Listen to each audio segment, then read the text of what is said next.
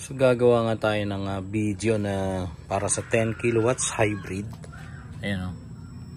So 10 kilowatts na hybrid ito, from start to finish.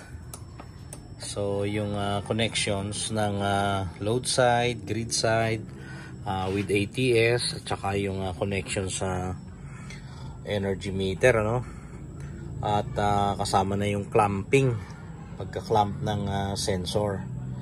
At magte-test din tayo syempre ng kanyang load side. Gagamit tayo ng mga inductive loads.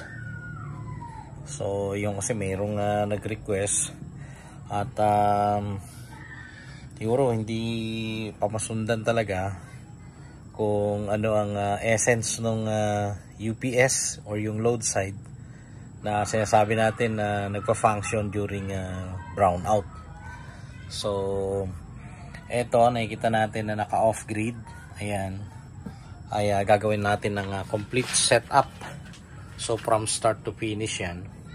Medyo mahaba lang yung video kasi yung mga gusto mag DIY ng Deo inverters, gusto talaga nilang makita yung connection, ano, at saka yung purpose ng external ATS or yung automatic transfer switch.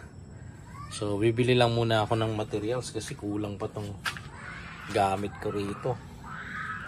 Ito, kukumpletuhin natin yung tatlong strings kasi yan. Papaliwanag ko rin yung mga strings na yan. Ayan o. So ano lang to eh, kulang mga SP dito, itong pa orange for surge protection device. At para sa PV cable yan sa line. Ayan o. So 20 kiloamperes, pasok na pasok to sa residential. Pagka nag 40 ka, ayun, pang industrial na yan. So yun lang muna, abangan.